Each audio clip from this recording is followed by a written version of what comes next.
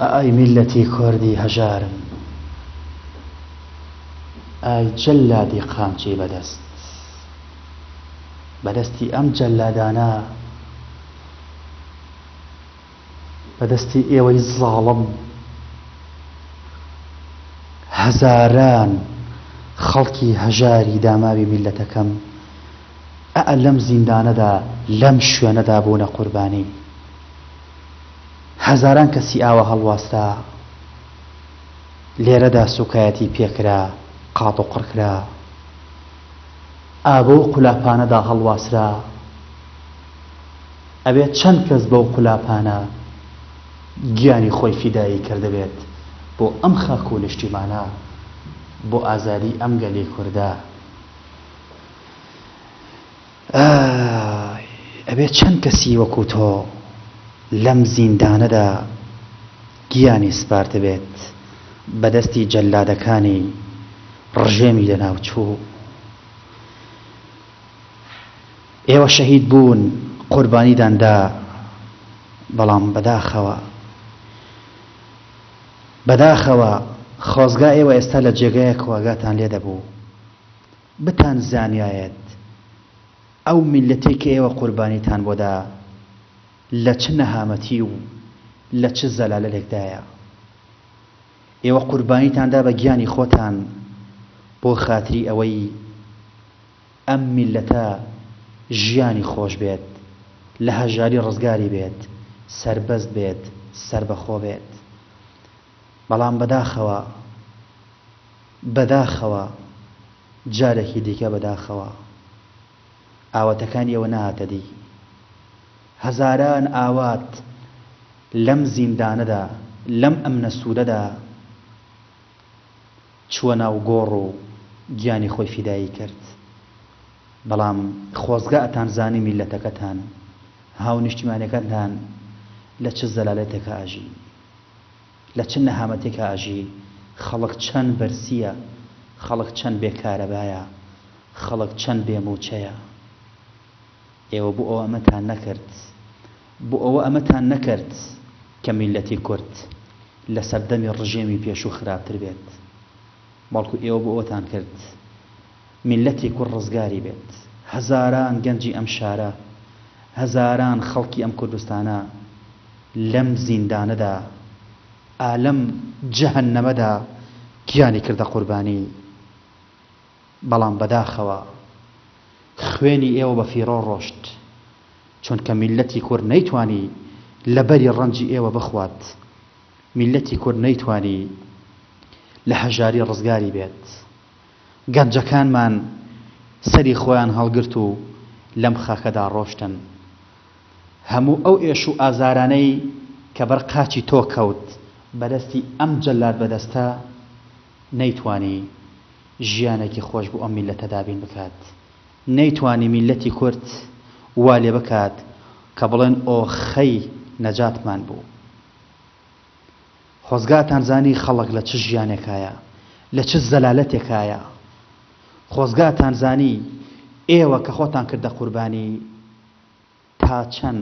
قوربانیەکەی ئێوە ژیانی خەڵکی خۆش کرد. بەڵام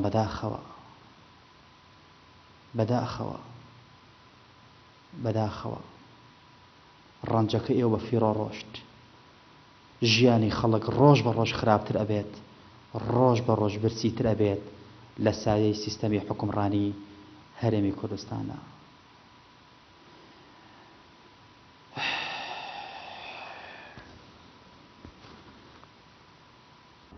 وەڵا خۆی گرتووە زۆریش. جا دوایەوە وەکو ئەوەی کە ئەم قوربانیانە بوو بە حەسانەوەی گەلی کورد شتیوانە بووە، ئەوەی کە هەنێک دەسەڵاتدار بۆ خۆی لەبەر یەخوا و ئیتر فەقیر و ژاری شەر وەکو خۆیەتی. واتە ئەو خوێنەی کە ئەوان ڕژاندیان کە دوای بە فیرۆ ڕۆشت بێ، بۆ فەقیر بڵێ بە فیرۆ ڕۆشتوە، بەڵام بۆ مەسوول و بۆ هەنێک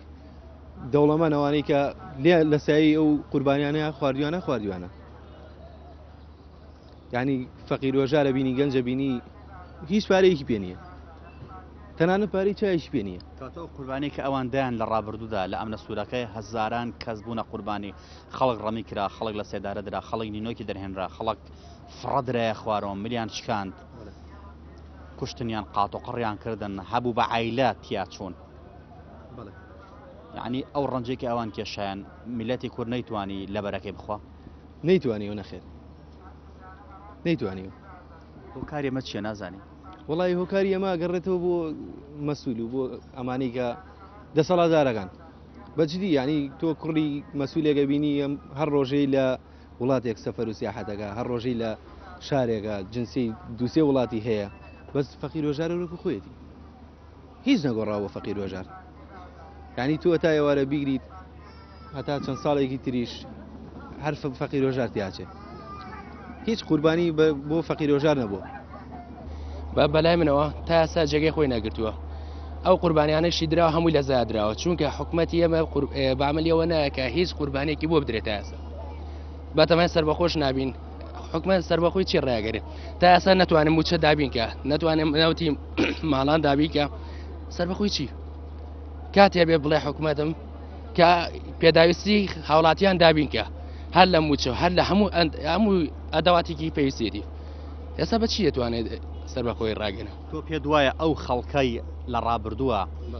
خۆیان کردە قوربانی بۆ ئەم میلەتە ئەگە بیان زانایەت ژیانی خەڵک ئاوایە و هیچ ناگۆڕێت لە مۆزوع خراپترە بێ باشتر نابێت پێ دوایە ئامادەیان تیا بۆ ئەو قوربانیان بدایە ئەگەر ئەو خەڵکانی ئەس ئەو کاتە بمایە تاشی دمەوەیان ناکرد بیان زانێ بەو شێوەیە حکومەت داوە بوو لەو شێوەی لەسەردی چونکە خوێنی شەیدەکانمان هەمووی بەزای ڕۆیشت بەداخەوە مالەسف زۆر بەداخەوە هیچ ئیسفادێکی نەبوو کە هەرچەند خوێنیان بەخشی بێت لە تاو ئەم هاوڵاتی و ئەم حکوومەتی خۆمان هەمووی لە زای ڕۆیشەوە هۆکار چییەوە بەری ڕەنجی ئەوان شوێنی نەگرت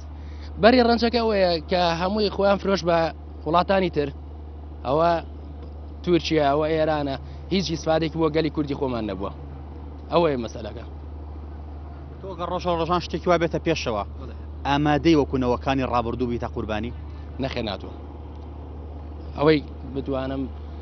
ئەگە بزانم حکوومەتەکە بەرە باشتر ڕوا کێشەم نییە بەس ئەم حکوومەتە ئەوە بمێنێ من بە هیچ داقەیە هیچ شێوەیە ئامادە نیم نەخزمەتە سڵاو خۆشەویستانم خۆشحاڵین بۆ جارێکی دیکە لە شاشە جوانەکەی کەناڵی ئەسمانی پەیامەوە بە یارمەتی خۆی گەڕۆ پاشە ناوکارانم بووین و میانی ماڵەکانتان بۆ پێشکەشکردنی ئەڵلقەیەکی نوێ لە بەرنامەی پەیامیتەوە بەڕێزان ئەم ڕۆژ لە نێو بازاڕی شاری سلێمانی لەگەڵ کامێرەمانی هاوکاری بەڕێزم عەبدوڵڵا مستەفا پەیامێکی دیکەی هاوڵاتیان بۆ ئێوەی ئازیز و خۆشەویست دەگوازینەوە بە ئومێدەوەی پەیامی ئەم جارەشمان جێی خۆی بگرێت و بەدڵی ئێوەی بەڕێز بێت بەڕێزان ئەمڕۆ لە هاوڵاتیان دەپرسین لە ساڵانی ڕابردوودا لە ساڵانی حەفتاکان و هەشتاکان و تا سەرەتای نەوەدیش خەڵکانێکی زۆر لە هەرێمی کوردستاندا خۆیان کردە قوربانی لە پێناوی گەلەکەیاندا خۆیان دا بە کوشت بە نمونە لە ئەمنە سوورەکەی شاری سلێمانی هەزاران ژن و گەنج و پیر و پەکەوتە و منداڵ لەو شوێنەدا گیانی لەدەستدا بەهۆی ئەو ئەشکەنجەدانەی کە لەلایەن حکوومەتی بەعسی لە ناوچووەوە دەدران خەڵکانێکی زۆر بە عیلە بە خێزانی بوونە قوربانی و گیانی خۆیان بەخشی لە پێناو ئازادی و سربەخۆیی و خۆشگوزەرانی بۆ خەڵکانی هەرێمی کوردستان خەڵکانێکی زۆر لە سەردەمی شاخ و پێشمەرگایەتیە خوێنیان ڕژا وەک دەوترێ میلەتی کوڕ ڕووبارێ خوێنیدا ئێمە دەپرسین ئایا ئەو هەموو قوربانیانەی کە لە ڕابردوودادران جێی خۆی گرت ئایا خوێنی هەموو شەهیدەکان و هەموو ئەو کەسانەی کە لە ئەمنە سوورەکە و لە حامیە و لە نوگرە سەلمان و لە چەندین شوێنی دیکە کە ئەو قوربانیانە دران ئایا توانی خۆشی و خۆشگوزەرانی بۆ میلەتی کوربێنێت ئایا بەڕای تۆی هاوڵاتی ئەگەر ڕۆژە لە ڕۆژان ئەوە دووبارە بێتەوە ئامادەیی و تایە وەکو ئەو تاکانەی ڕابردوو تۆش قوربانی بدەی بۆ میلەتەکەیت ئایا ئەگەر ئەو کەسانەی کە لە ڕابردوودا بوونە قوربانی بیان زانایە خەڵک ئالەم ئاستایە ئامادەی ئەویان تێئەبوو کە گیانی خۆیان و بەخشن و خۆیان و ماڵ و منداڵ و سەرۆت و ماڵەکانیان بدەن بە لە ناوچوون ئەم پرسیاران لەگەڵ هاوڵاتیانە تاوتوێ دەکەن ئێوەی بەڕێز و خۆشەویست بینەرمان بن بۆ گواستنەی پەیامەکان فەرموون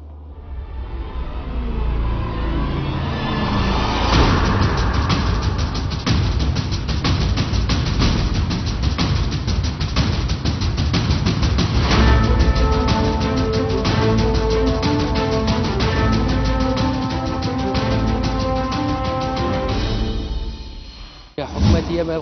بەعمەلیەوە ناکە هیچ قوربانێکی بۆ بدرێتە ئاسا ئەوان بوون بە قوربانی بەڵام ئەمانی خۆن انتخاباتیش بکرێتەوە دەنگ بە کەس نام بەخوا دەنگ بە کەس نام خۆیان گاڵتەیان بە کۆبوونەوەی خۆیانی ئەو نەکۆبوونەوەتەوە خۆشیان بێزار بوو مازانێ ئەم وەسعەیە قات ناهاتینە سەرجادە و کوردستانمان ڕزگار کردا نەبەخوا کەس حەسانەوەی خوا بیاگرێ بۆ خاتی قورآن نەبەخوا کەس نەحەساوەتەوە خوێنی شەیدەکانمان هەمووی بەسەیان ڕۆیشت بەداخەوە ئەڵا بە پێچەوانەوە ئەوان بوون بە قوربانی بەڵام ئەمانی خۆن هیچ سوودێکی نەبوو کێی خوا هەمووی مەسوولەی خوا کێی خوا ئەنی خەڵکە هەژارەکە سوودی لە قوربانێکی ئەوە نەبینی خەڵک هەمووی بوو بە قوربانی ئەوان و ئەمانی بۆ خۆیان دانیشتن لەسەر خوێنی ئەوانە حەسێنەوە هیچ سوودێکی نەبوو تۆ ئەگەر ڕۆژە لە ڕۆژان شتێکی وا دووبارە بێتەوە میلەت پێویستی بە قوربانی بێت ئەمادەی تیا وەکوونەوەکانی ڕابردوو خۆت بکەیتە قوربانی بۆ ئەم خاکەم ناوەڵا نەک من کەس ئامادە نییە چونکە ئەویان لێ ناوەشێتەوە کە خەڵک خۆی بکە بە قوربانی ئەگەر ئەوە بواە خەڵک هەموو نەفرە خۆی کرد بە قوربانی بێ ئەوەی کە ئەوان هیچ شتێک بڵێن بەڵام ئەمانە هیچ تەنا بەرژەوەندی خۆیان نەوێ تا ئیشان پێتوێ ئیشەکەن بەڵام ئیشان پێونەما گویان لێو نییە ئەگەر ئەو خەڵکانەی ڕابردوو بە بڕای تۆ بیان زانایەت میلەتی کورد وەزعی خراپتر ئەبێ باشتر نابێت خەڵکە هەژارەکان هەر لە شوێنی خۆیان دەمێننەوە ژیانیان وەکو ڕابردوو ناخۆشتر ئەبێ خۆشتر نابێت پێ دوایە ئامادەیان تیا بۆ قوربانیان بدایێت ناوەڵا کەس براجوانەکەم کەس لە پێناو شتێکە کە بزانێ بەرژەوەندەکەی خۆیتیان نییە کەس ئیشە ناکات تۆ ئێستا بزانی شتێ خراپە کە زەرەری پێگەێنێ کەس ئیشە ناکە بە پێشەوانەوە بەڵام ئەم خەڵکەی خۆمان هەتاوەکو لەسەری بڕۆی هەر خراپترە بێ باشتر نابێت مەبەستی من ئەوە بوو ئەو خەڵکانەی کە لە ڕابردووە گیانیان کوردە قوربانی ئەگەر بیان زانایەت وەزعی خەڵک هەر خراپترێ باشتر نابێت خوا نەکردە قوربانی نەخێر کەس لە پێناو شتێکا کە بزانێ باش نییە قەت قوربانی ناکە ئێستا بە پێشەوانەوە هەمووی دژی ئەم میلەتەیە ئەم حکومەتە خوێن ئێمژێت و دوای ئەوەکە ئیشی پێنەما هیچ باکێکی پێ نییە ئەوە تا چەنەها کۆبوونەوەکەن هیچ سوودی نییە خۆیان گاڵتەیان بە کۆبوونەوەی خۆیان نییە ئەو نەکۆبوونەوەتەوە خۆشیان بێزار بوون ئەم میلەتە تەواوی هیچ ئومێدێکی بەم حکومەتە نەماوە چونکە تەنها بەرژەوەندی خۆیانەیە خۆیان سەفەرەکەم بە وڵاتان بە ئارەزوی خۆیان و میلەتەکەشەوەدا لە برسێتیە و لە ژیانێکی ناخۆشایە واللهی بە تاشیت ئەگەر ئەم ڕۆژیان ئەوانەی کە بڵێن شەید بوون ئەم ڕۆژیان بێتە بەرچاو زۆر پەشیمانن بەڕاستی خەڵک نەیزانین تووشێم ڕۆژا بێ ئەگە بیان زانیا تووشێم ڕۆژا بێ باوەڕکە کەس خۆی ناکرد بە قوربانی خەڵک زۆر پەشیمان بەڕاستی کەسیش نییە لەم شاری سلێمانیە ئەگەر عایلەیەک شەیدێکی نەبێت و شەیدیە بەڵام بەچی ئەچێتەوە مەعاملەیە شتێکە بێتی بۆ دەستگای شەیدان ئەڵێن براکۆ بۆ خۆ شەید بوو هەزاران کەسمان ئەنفال کرا کیمیاباران کرا هەر بە بۆنەی کوردایەتیەوە بوو هەزاران کەس بە عایلەی تیا چوون پێ دوایە ئەگەر ئێستا زیینوو بوونایەت یاخود هەستیان بکردایە کە ڕۆژگار ئاوایە بەم جۆرە خەڵک هەر لە نەهامەتی ئاژی خۆیان نەکردە قوربانی نەخێر بە تاشید نەخێر خەڵک نەیزانین تووشێم ڕۆژا بێت مەجموعەیەکن بەسەر ئەم وڵاتی ئێمەوە بوون بە مافیا و ئیتر لە خێروبێریە خۆن و خەڵکە فەقیرەکەش بۆ خۆی بینیەوە تا لەو جادا بۆ خۆی ئەگەڕێتەوە سۆڕێتەوە خەڵک تووشی واهیمە بۆ شێت بووە ڕاستی نازانێت چی بکات لە هەموو سەرێکەوە نازانێت چی بکات هیچ دەسەڵاتێکی نەماوە ئەوەی لە دەسەڵاتی هەبوو لەگەڵ حکوومەتی عێراقیە کردیان شەیدیان نا قوربانیان نا ناتوانن دووبارەیکەنەوە باشە تا چەند پێ دوایە جەنابێت وەکو گەنجێک ئەگەر ڕۆژ لە ڕۆژان شتێکی وا دووبارە بێتەوە ئامادەی تیا قوربانی بێ ناوەڵا نەخێر من دووبرام شەیدە نەخێر ناخێر تاشید لانێم پشتیشی تێکم شکاوتە سەی ئێمە یامان بگرە لە زمانی حکومەتا وەزمان زۆر باشتر ئەمە شەیدمان نەبووم ڕۆژەمانیان نەک من خەڵک هەمووی خەڵکانی ئێستای فلیزە لەسەر جێگا کەوتووە چەند ساڵە کەسی ئاوری لێ نایەتەوە پێڵەن بۆ خۆتێک کردووە تۆ خۆت خۆت ئازاد کردووە بۆ خۆت ئازاد کردووە ئەمە ئازادی چی بەڕاستی بەرەکەیمان نەخوارد نەخێر بەری چی بگرە لێشمان خورە نەک بەرەکەمان خۆر لەبەری ڕەنجیان خواردە بەس کەم زۆر بەکەبی ئەوان کە کردیان زۆر بەس ئەمان هیچیان نێشت هەمیان ڕەش کردەوە ئەومان کێن ئەم دەسەڵاتی حکوومەتی هەرێمی کوردستان بە هەموویانەوە زۆر چونە بەڕاستی چەنەها کەسە ئەنفال کرا بێسەرشون کرا شەهید کرا لە ئەم نەسوورەکەی سلێمانی چەنەها گەنج و ژن و پیا و کوژرا کوا بەرهەمەگەی شەهیدە هەیە تۆ مامێکم شەهیدە بەڵێ من لە تۆوە پرسم ئەگەر ڕۆژە لە ڕۆژان ئەو ڕۆژگارە بێتەوە پێشەوە تۆ ئامادەی تیا بچی خۆتکەیتە قوربانی نەخێر نەوەڵە ئامادەم بۆ میلەتەکان بۆ عام ببێ بەس چێ دەسەڵاتی لەگەڵا بێ نەوەکو دەکەس خۆی بە کوشدا ئەوەی کە سەریکە بیخوا بەرهەمەکەی بخوات ئێستا وایە لێستایە ئەم شەڕی داعشا سوپاس بخوای گۆرە برا پێشەمەکەمان خۆیان بە شەهید کردو و خۆی گۆر ئینشەڵا پلی شەهید قبوڵیان نەکات ئەمە شەڕێکە ڕووی لە هەمومان کرد ئامادەی هەموو کەس ئامادەیە بچێت خۆی بە کوشدا لە پێناو شەڕی داعشایە منەوە خۆم ئامادەم چم خۆم بە کوشتن لە پێناو میلەتەکەم بە چییە حکومەت و دەسەڵات پێ بزانێت ئەگە پێ نەزانێت گوناح خۆت بە کوشتەی ئەگەر ئەو شەهیدانەی کە لە شاخەوە بیگرا کە پێشمەرگە بوون هەتا دەگاتە ئەم نەسوورەکە و هەتا دەکاتە نوگرە سلمان و هەتا دەگاتە ئەبوو غرێب بیان زانایەت میلەتی کورد ناحەسێتەوە لەبەری ئەو ڕەنجی کاوان کێشاویانە پێ دوایە ئەو قوربانیان بدایەت نەخێر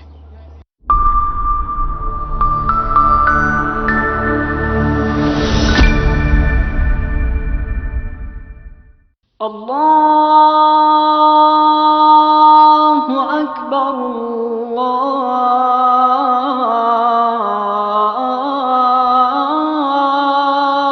الله أكبر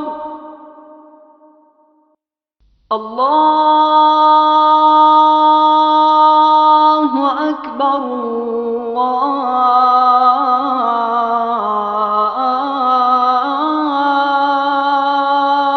الله أكبر أشهد أن لا إله إلا الله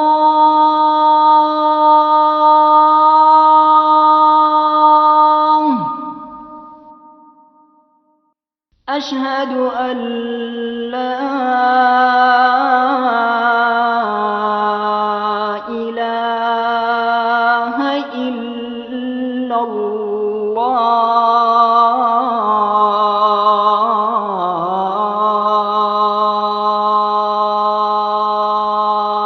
الله أشهد أن محمدا رسول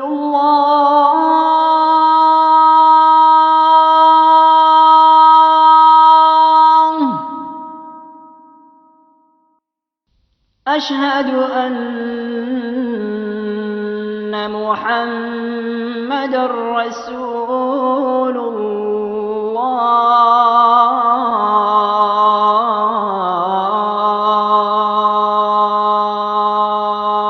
الله حي على الصلاة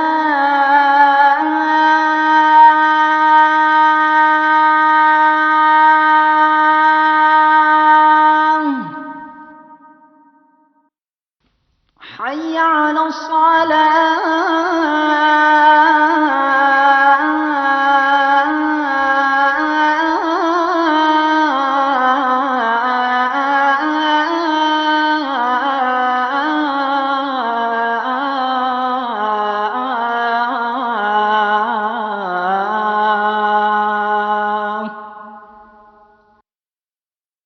حي على الفلاح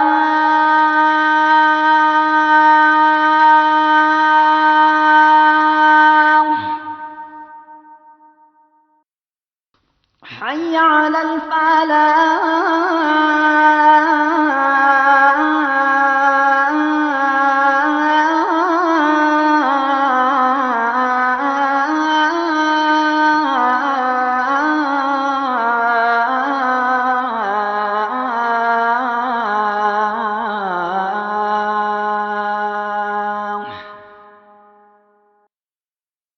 الله أكبر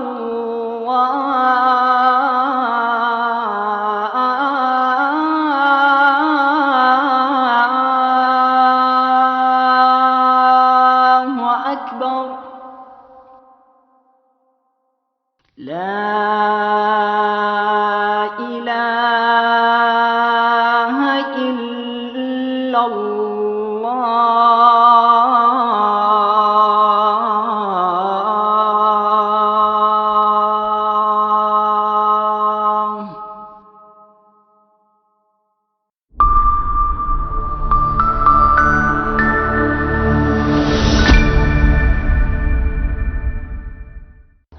قوربان بەڵێ تەمەنە چەنە؟ تەمەنم هینەکە 52 ساڵم باشە ینی دەور و زەمانە زۆر دیوە سەردانی بەعسە دیوە ئەرە وەڵاوە نەمان دیوەوە نەمان ڕاکردن لە خەڵکانێکی زۆر لە ئەم نەسوورەکەی شاری سلێمانی لە ئەبوو غرێب لە شوێنەکانی دیکە خەڵق یاعدام کرا خەڵک ئەعدام کرا خەڵک کوژرا خەڵک نینۆکیان دەرهێنا خەڵک ئەشکەنجێکی زۆدرا هەبوو هەر بە عایلەی تیا چوون بۆ ئەوەی خەڵک ژیانی خۆش بێت و لە پێناو سەربەخۆیی کوردستان و خۆشکردنی ژیانی خەڵکە ئەمەیان کرد ئایا ئەوەی کە ئەوان کردیان ئەو عەزەدی ئەوان کێشان خەڵک ڕەنجەکەی خوارد بەخوا زۆری خواردێتی زۆریشی نەی خواردووە ئێستا منەوە تا دەربەدەری و ماڵ وێرانی و خان و سووتان و ئیتر هەموو شتێک خوشکم ئەنفالە ئەو تا چرخ و گۆرە وێفرۆش دەچێ دەفرۆشم چەند جار ماڵە لێ شێواوە وڵا دەوری لەوانێت 4-5 ماڵم لێ شێواوە 4-5 خانوو کردو هاتوورە سەر سفر خانوم کردووە و سوتا و ڕووخاوە ئیتر ئێستاشەوە تا کافیمان نییە و نەم عاشمێ و نە چرخەوە تا چرخە فرۆشم باشە کێت ئەنفالە خوشکێکم ئەنفالە تۆ ئەگەر ڕۆژە لە ڕۆژان ئەو سەردەمە دووبارە بێتەوە ئامادەی تایەوەکو ئەو خەڵکانی ڕابردوو خۆی کێتە قوربانی وڵا قوربان جا خۆەکە قوربان جا من خوشکێکم ئەنفال ئێستا هەتا مرم لەبیرم ناچێتەوە ئەی پیاکە خوشکت ئەنفال بوو قەل لەبیری ناچێتەوە هەر ڕۆژێک یادی ئەکەنەوە ئەزانی ئەو ڕۆژان فەرکراوە ئەگەر خەڵک بیزانایەت ئەوەی کار تیاچ و خۆی کردە قوربانی لە پێنای ئەم خاکەیە ئەگەر بیزانایە خەڵک ژیانی ئاوا ناخۆشە خۆی کردە قوربانی نەوە بیزانیا ژیانی ئاوا ڕۆژێکا بەم ڕۆژە قەت خۆی ناکرد بۆ قوربانی خۆی ژیانەکەستا خەڵک تیاتی نە کافی هەیە نە معاشەیە نە خەڵک کەساباتیە هیچی نییە ژیانی لەکوێ بوو حەد وەرە ئەڵێ لەسەر بەحربی ئاخنچێ لە تونوان ئێمەش نەودی خۆمانەوە نییە بیسووتێنی ئەوە کەی ژیانە قوربان نەبەخوا هیچمان نەخوارد بە ذاتی خوا زۆر پەشیمانین هەر زۆر پەشیمانین ئاها ئێستا چیمان لاتووە کۆمەڵی خەڵک خواردی و ئێمەش هیچ و هەتا ئێستا من کرێ نشینم ئەم تەمەنم هاتووە بستی عەرزم نەبووە زۆر لێی ناڕازیم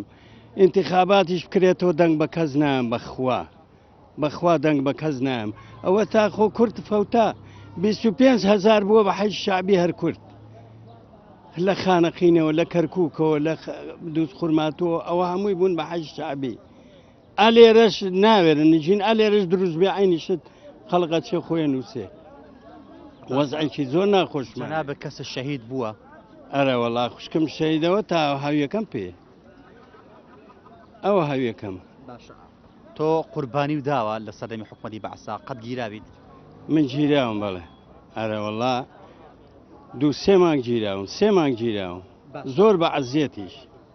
ئەو هەموو خەڵکە کە بە تایبەتی لە ئەم نەسوورەکەی شاری سلێمانیە هەزاران کەس بوونە قوربانی ئەگەر بیان زانایەت ژیانی خەڵک هەر ئاوایە و بەرەو خراپتر ئەڕوا بەرەو باشتر ناڕوات پێ دوای خۆیان بکرداتە قوربانی نەبەخوا نەمانە کرد مان زانیە ئەم وەسعەیە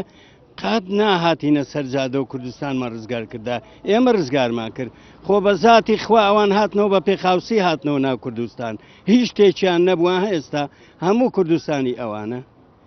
ئێمەش ئەوە فەوتین خەڵقێکی زۆر فەوتاوە زۆریش زۆر ناڕازین و زۆریش پەشیمانین ئەرە بەخوا ئەگەر ڕۆژە لە ڕۆژان ئەو وەزعی جاران دووبارە بێتەوە ئامادەی و تیا قوربانی بێ نەوەڵە ئامادە نیم و زۆریش پەشیمانە بۆ کاتی سەددام بۆ سەددام جاوەرە ئێمە ئەو درڕندەیە ئێستا پەشیمانین بۆ سەددام ئایترەوە ئەو وەسعێمەی تیای هەتا ئێرە ئاهوناڵە و خەمی خەڵک بە جۆرێکە کە دەڵێن ئەوەی کە لە ڕابردوودا قوربانیدا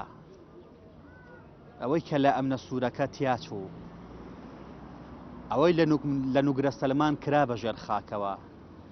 ئەوەی لە ئەبوو غرێب بێسەر و شوێن کرا بەداخەوە جێی خۆی نەگرت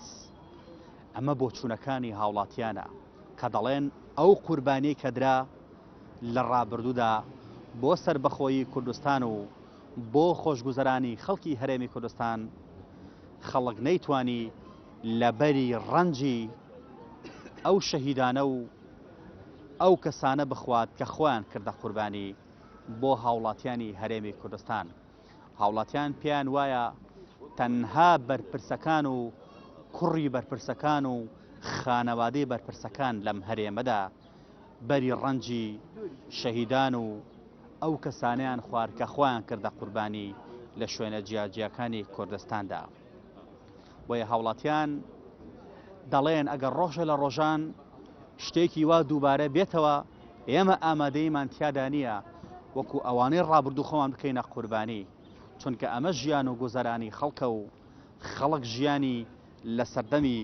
ڕژێمی لە ناوچوو خراپترە خۆشتر نییە. ئەمە ئاهوناڵە و نزوڵەی هاوڵاتیانە کە چەندە ناڕەحەتن بەدەست ئەم دۆخە و بەدەست ژیان و بەدەست گوزەرانەوە. هاوڵاتیان لە ڕابردووە خۆیان کردە قوربانی بۆ خۆشببختی نەوەکانی داهاتوو. ئەوەش نەوەکانی داهاتووە کە ئێستا ژیانیان چۆن دەگوزارێت، ژیانیان ڕۆژ بە ڕۆژ خراپتر و بەرەو داڕەمان ئەڕوات. ئەمە بۆ چوونەکانی هاوڵاتیانە. ئێمە زیاتر بەردەوام دەبین با بزانین هاوڵاتیان چ دەردەدڵێکی دیکەمان بۆ دەکەن لەم بەرنامەیەدا. فەرمونون با گوێبیستی وەڵامەکان بین. تۆ تەمەنە چەنە؟ 65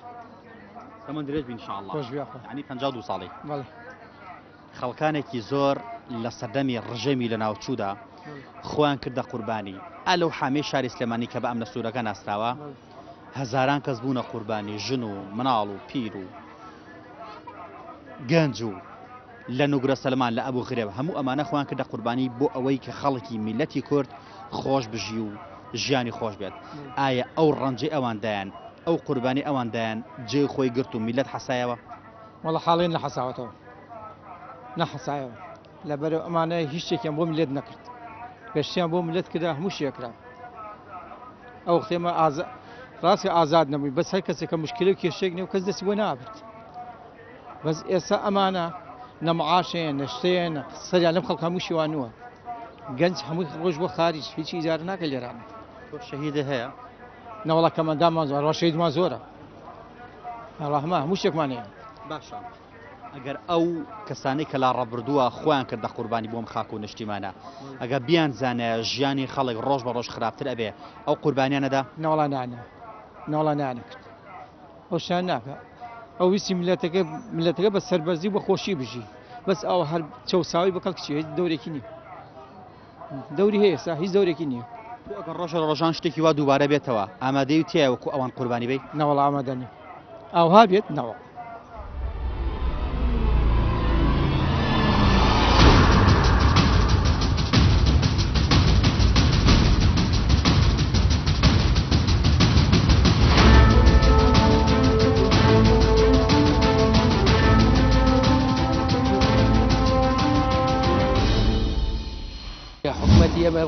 بعملیەوە ناکە هیچ قوربانێکی بۆ بدرێتە خۆیان بوون بە قوربانی و بەڵام ئەمانەی خۆن. ئینتخاباتیش بکرێتەوە دەنگ بە کەس نام بەخوا دەنگ بە کەس نام. خۆیان گاڵتەیان بە کۆبوونەوەی خۆیان نیە. ئەو نەکۆبوونەوەتەوە خۆشیان بێزار بوو. مازانێ ئەم وەسعەیە قەت ناهاتینە سەر جادە و کوردستانمان ڕزگار کردا. نەبەخوا کەس حەسانەوەی خوا بیاگرێ بۆ خاتی قورئان. نەبەخوا کەس نەحەساوەتەوە. شوێنی شەهیدەکانمان هەمووی بەجار ڕۆیشت بەداخەوە. نەبەخوا کەس حەسانەوەی خوا بیاگرێ بۆ خاتی قورئان. نەبەخوا کەس نەحەساوەتەوە. ئەوە حاڵە خەڵستیا بەدەست بێشی و بێ مەعاشی و ئارە بەخوا هەمووی هین بووە وەڵڵا باوکم عالەم زەلیلە بەدەستیانەوە. نەجاتیشمان نابێت. عەزیلەی کە ئەوان چێشتیان ئەو قوربانی کە خەڵک هەبوو هەر بە عایلە تیاچوو. وایە؟ من ماڵە ناسر ڕازگا بە عایلە تیاچوو ماڵی حای ساڵحێکە بوو لە مەجلیبەکە داما بە عایلە تیاچوون بە قورئان. هیچ سابێکشیان بۆ نەکراوە فەقەت. قەدەر ئەوە خەڵک حەسایەوە. گرە نەبەخوا خەڵک نەحەسایەوە. ئەوە ژیانە خەڵکتیایە بەدە زەمانەوە. باشە. ئەگەر ئەو خەڵکە بیان زانیایەت خەڵک ئاژیانی لەم وەزعایە و گوزەرانی لەم وەزعایە خراپتر ئەوێ باشتر نابێت لە سەردەمی ڕژەمی لە ناوچوو. ئایا ئەو قوربانیانەدا؟ برە نەبەخوانیانە بیان زانی ئاوای لێ نەبەخوا خەڵکم قوربانی نایە ئاوای لێ بێ. نەبەخوا خەڵک بۆ ئەمەی نەکرا حسابە. توزان ئاوای لێ. تو ئامادەی وتی ئەگەر ڕۆژە لە ڕۆژان شتێکی وا دووبارە بێتەوە قوربانی بێ؟ برە نەبە قورئان. نەبەخوا جارەشە تۆ بە هەردەنگ شا پێ نایەم. تۆ بەم کردووە جارەشکە دەم بە کەس نییەم بە قورئان. تو دەنگ چی؟ ئەو تا دەنگی ئاوای لێ هەر فەوتا دەنگەش بەفوتە بە خۆڕایی. ئارە بەخوا. با قوربانە مامۆستاجان. حاجیگان چۆنی؟ ما قوربان وەڵا باشە منە چەنە؟ بروح حفتاش یاخوا سەرکەوتوبی ئیشەڵات ئەمە درێژ بێ هەفتایەکەی بچێتە سەر ئیشەڵڵا ها بەکەم کەوتە داتیشکا و مەگەنتێک هەناسەی تیا ماو هیچ کاک حاجیم جەنابی دەوری زۆر دیوە سەردەمی حکومەتی بەعس و شۆڕشی ئەیلول و شۆڕشی نۆ مەلیکە بیر دێ باشە کاک حاجیم ئەو خەڵکە بوونە قوربانی خەڵکێکی ئێجگار زۆر لە پێناوی ئەم خاکایە بۆ خۆشی گوزەرانی خەڵک ژیانیان تەرخان کرد و خۆیان کردە قوربانی ئایا بەقەدرەوە خەڵک حەسایەوە لە بەرەکەیوان لە حەسە حەسانی کامێ حەداما و ئیسە ئەجا ساڵم فار و فێرە باشتر لەم ساڵەکە نە نەوتی هەیە و نە ئیشی هەیە و نە مەعاش هەیە ئەوم و کوشتار و بڕینە کە لە میلەتی کورد کرا بەفیرۆ ڕۆی چەندیان کرد بە سەدان کردنی مەژێر خۆڵە ئاو لێی بۆ باشە تۆ پێ دوایە ئەگەر خەڵک بیزانایە ژیانی خەڵک ئاوا بەرەو ناخۆشی و نەهامەتی ڕوات ئەو خەڵکە خۆی کردە قوربانی نەوەڵە ناڵەکە تۆ ڕۆژە خوارزانانی خوارەوە نامێنی وڵان هەڵەگەڕێتەوە چاچوو زانێ دنیاکە ئاوای بەخۆ ینی ژیانی خەڵک خۆش نەبوو دوایەوان نەم وڵی چه خۆشەوانە بوو کامە خۆش تۆ ئیشی چییە کاک ئاوستان و فرۆشم وڵاتە شیچی نەم عاشەکەمی و نە هیچ و بەخوا هەر ئاو هەر چاوەڕوانی ژیانی خەڵک هەر چۆن بۆ لە ڕابردوو هەروایە ئەرە وڵی هیچ خۆشیێکمان نەدی من هەفتا ساڵ عەمەدای سە خۆشیم نەدی تەنیا نەمولا چۆ نەبێ شەڵا باشی ژێبێت و ئای مۆ کردی شەڵا باشە نەخێر بە هیچ شێوەیەک ئەوەی کە ئێمە چاوەڕێمان نەکرد لە دەسەڵاتی کوردی ئەوە نەبوو یعنی بەداخەوە لە ئاستی ئەو هەموو ئەنفال و ئەو هەموو شەهیدە و ئەو هەموو بەڕاستی قوربانی دانا بەداخەوە پێ دوایە گەراوان ئێستا ئەو کاتە بیان زانایەت ژیانی خەڵک خراپتر ئەبێ باشتر نابێت پێ دوای ئەو قوربانیان بدایەت وڵی ئەوان لەبەر مەسلحەتی خۆیان کردویانە نەنا ئەو خەڵکێک کە خۆیان کردە قوربانی ئەوەی کە شەهید ئەوەی کە تیاچ و ئەوەی کە بە عایلەی لە ناو چوون لە پێناوی ئەم خەڵکەیە خۆیان والێ کرد ئەگە بیان زانایە ژیانی خەڵک هەر بەرەو ناخۆشی ئەڕوات ئەو قوربانیە نەدا بە دڵنیایەوە نە چونکە خەڵک بۆیە قوربانیە لەبەر ئەوەی ژیانی خەڵک باش بێت ژیانی نەوەکانی داهاتویان باش بێت بەڵام کە ژیانی نەوەکانی داهاتویان خراپ بوو یعنی بیان زانایە بە دڵنیاییەوە ئەوەیان نەئەکس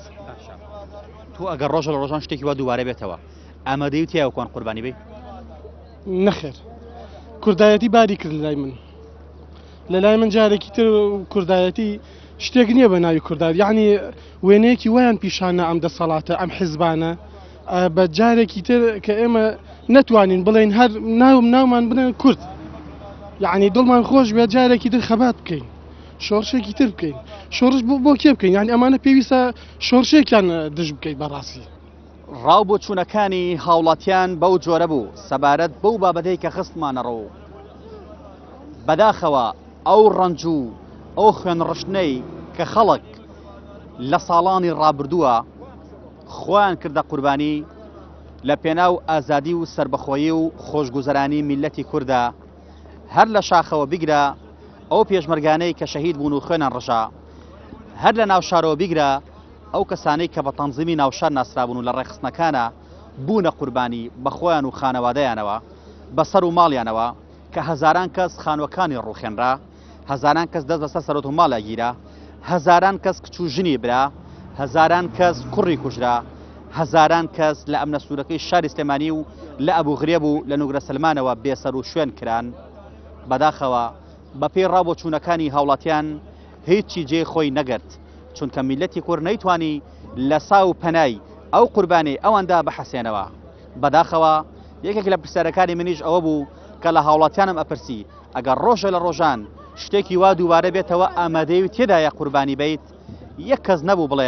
بڵێ ئامادەیم تایە هیچی ئامادەی دەرنەبڕی وتیان نەخێر قەد ئامادەنین ڕۆژە لە ڕۆژان قوربانی بدەین بۆیە ئەمە ئاه و نزوڵەی میلەتی کووردە لە ئێستادا کە پێیان وایە لە ڕابردوودا ئەو قوربانەی کە درا جێخۆی نەگرت جگە لە بەرپرسەکان هیچ کەسێکی دیکە نەیتوانی لە ساوپەنای خوێنی شەهیدەکان و قوربانیەکانە بەحەسێنەوە ئەمە ڕابۆچوونی هاوڵاتیەکانە و قەراریش لای ئێوەی بینەری بەڕێزە پەیامی ئەم جارەشمان گەیشتە پایان تا پەیامێکی تر هەموو لایەکتان بەخوای گەورە ئەسپێرین خوای گەورە پشت و پەنای هەموو لایەکمان بێت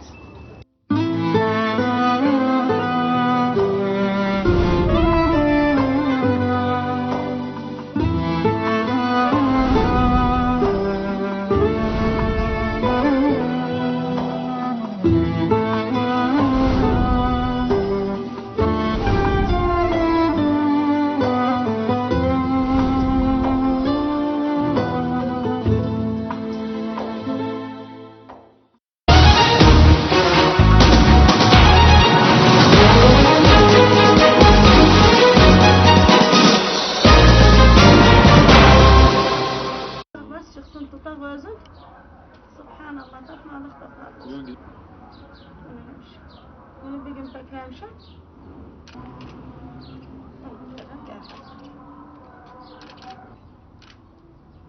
أنا أصلا مش فينا زور أنا مش هعمل بيش بلاش تعمل الكريم سندس عبد الرحمن اختار السندس يلا إكي كرجت مش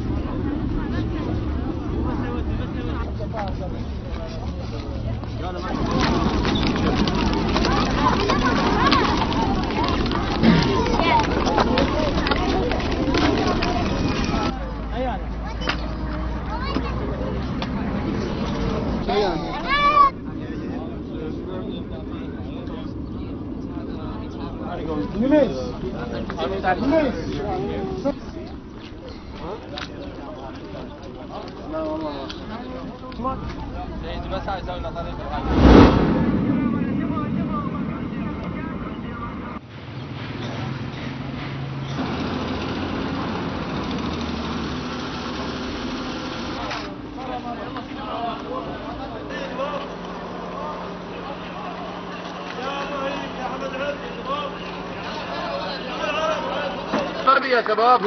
بدنا اكسجين يا شباب راسه بس عنا اولي اسهل يا شباب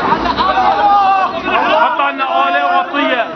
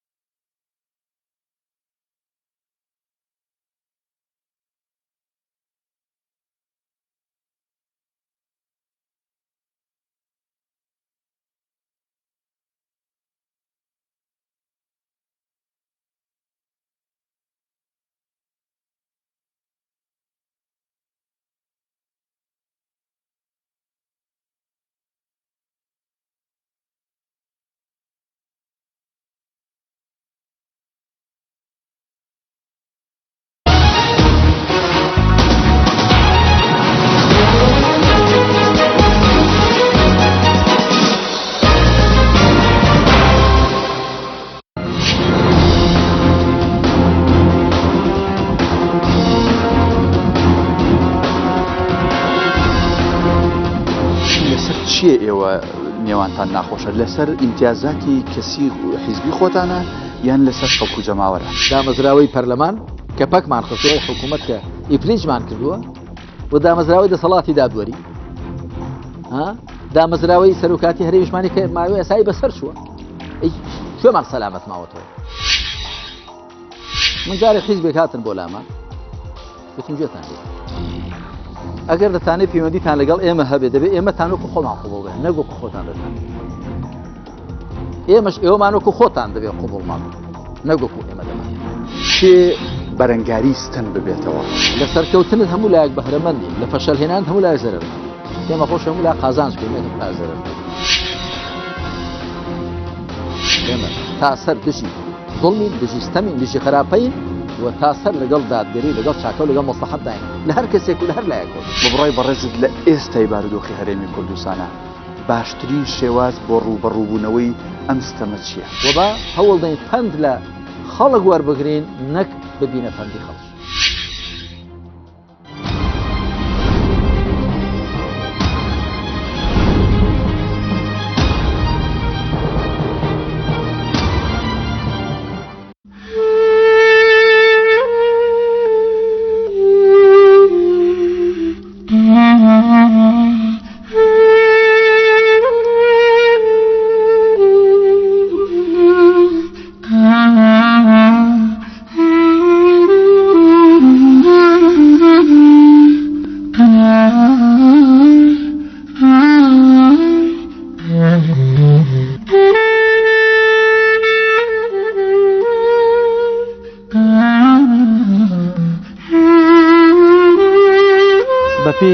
ئەو ڤیددیۆیی کە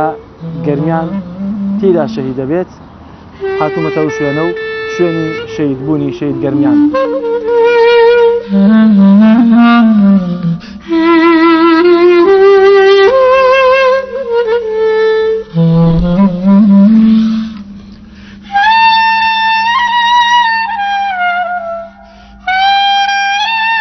جارێت ترکشتی بڕین بەسە ینی بەنا حەقیقی ئەو مناڵیان ڕشت لە پێناوی دەسەڵات و پۆست و سەر بەخۆیە بەڕاستی من دڵم بە هیچ سەر بەخۆیە خۆش نییە شوشی من لە کوردستانە دڵخۆش نیم.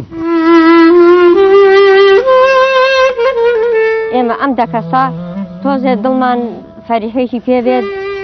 ئاسوودە بین تۆزێ کە وا بڵێن گوژەکانیان گیراوە.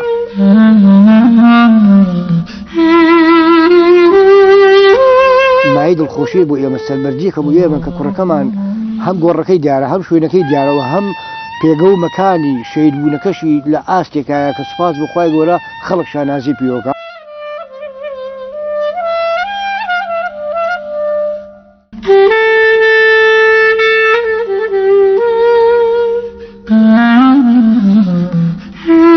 ئەو خۆشی و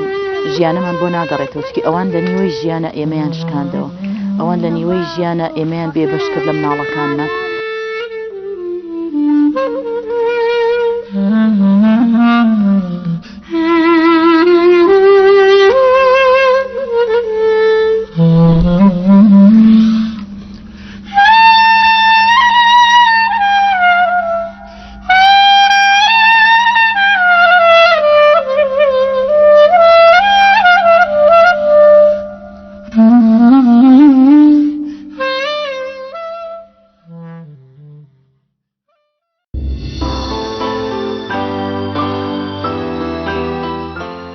مەرج نییە هەموو عائیلەیەک هەموو ژن و پیاوێک یەکتری خۆش بوێ کە موسڵمان بوو یەکتری خۆش بوێ بەڵام گرنگ ئەوەیە درێژە بە چی دەدەن بە ئەو عائیلە دەدەن کە دروستیان کردووە ئەو ماڵی کە دروستیان کردووە ناهێڵێن لێیان تێک بچێ و ناهێڕن لێیان بشێوێ چونکە خۆشەویستی لە دەستی ئینساندا نییە. یعنی زۆر جار هەیە ئینسان ئافرەت هەیە مێردەکەی خۆی وەک پێویست خۆش ناوێت یاخۆت پیاو هەیە خێزانەکەی خۆی وەک پێویست خۆش ناوێت. کابرایە کات بۆ لای ئیمامی عومەر قسەی دەکرد لە کاتی قسەکاندا هەڵی داگوتی ئەی ئیمام وەڵایم گلەیەکم هەیە نازانم چۆن بڵێم شتێکم لە دڵدایە فەرمووی بڵێ تی خێزانەکەی خۆم خۆش ناوێت. فەرمووی ڕەحمەتی خوارد لەبێ پێ دوای ئەوەی لێرە هەمووی خۆشی دەوێ و هەرێکە بەهۆیەکیەوە ماوەتەوە هەیە لەبەر منداڵەکانی و هەیە لەبەر ڕاستگۆی و هەیە لەبەر دەستپاچی و هەیە لەبەر دینداری و هەیە لەبەر شتێکی دیکە درێژە بەو عائیلە دەدەن کە هەن و ناشێڵن مەشاکیلیان بۆ دروست بێت. ئەو عیشق و ئەوین و خۆشەویستیە لە دڵدایە و شتێکی ڕێژەییە ناتوانی پێوانەی پێی کەس نییە سەد لە سەد ڕقی لە خێزانی خۆی بێتەوە یان لە پیاوی خۆی بێتەوە. بەڵام ئایا دەرەجەی ئەو خۆشەویستیە چەندە و چۆنە ئەوە پێوانە ناکرێت چونکە خۆشەویستی شتێکی معنەویە. یعنی کەس ناتوانێت بڵۆڵایم بەقەدەر ئەو دنیای مەسەرەن خێزانی خۆم خۆش دەوێت ئەو قیاساتانەی بۆ نییە خۆشەویستی مادام شتێکە زیاد دەکا ڕۆژی وا زۆرت خۆش دەوێت ڕۆژی وا لەوانەیە خۆشت نەوێت کە عاجزی دروست دەبێت بەڵام هەر پاش سەعاتە چکە دیسان خۆشەویستیەکە دروست دەبێتەوە. دایکمان عائیشە پێغەمبەر صلی الله علیه و سلم فەرمووی دەزانم لەو کاتێک کە لێم تووڕەی چی چۆن دەزانی لێ تووڕەم ئەی پێغەمبەری خوا فەرمووی ئەکاتێک کە سوێن دەخۆی ئەو کاتانەی کە من زۆر خۆش دەوێت دەڵێ قەسەم بەخوای محەممەد ئەو شتەوایە بەڵام ئەو کاتێک کە حەز دەکەم مناقەشەمان دەبێ و چۆن دەڵێ ڕووما لەولایە کە سوێندی دەخواردی و قەسەم بەخوای ئیبراهیم وایە ناوی پێغەمبەری نەدێنە.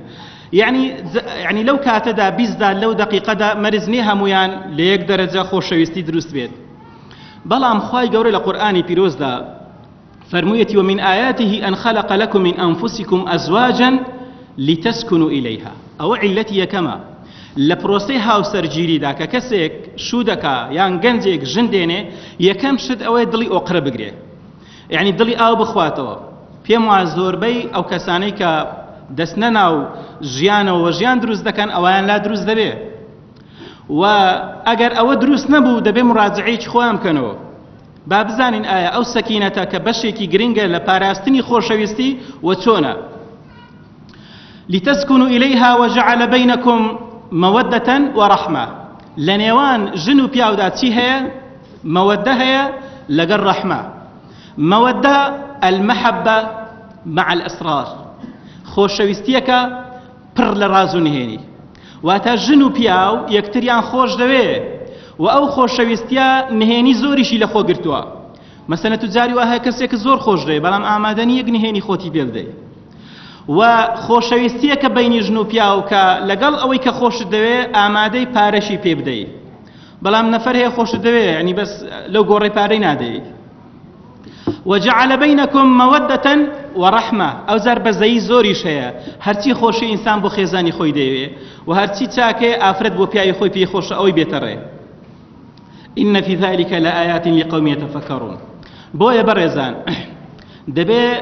إيمي مسلمان يعني عيبك لودايا كخل يعني شون دل ناشرني كلويدا إنسان كناس ناويشي هبو ولا قبيشي هبو وخوي بكسيكي مسلمان وملتزم زاني أو زار لقال مال وعائلي بشويق نتواني بجيكا سربرزانة بجي باختورانة بجي دارا كومالك عوامل هي كومالك أسباب هي إنسان دتواني احتفاظ لو خوش يستبكى كلامالك يدايا نهي لمشاكل بودروز بيت كي إن شاء الله دين سريان بەپەی قسەیان لەسەر دەکەین پێغەمبەری خوا صلی الله عليه وسلم قدوەیە بۆ ئێمە خوای گەورە لە قورئانە فەرموویەتی لقد كان لكم في رسول الله أسوة حسنة وماڵی پێغەمبەری خوا عليه الصلاة والسلام قدوەیە بۆ ئێمە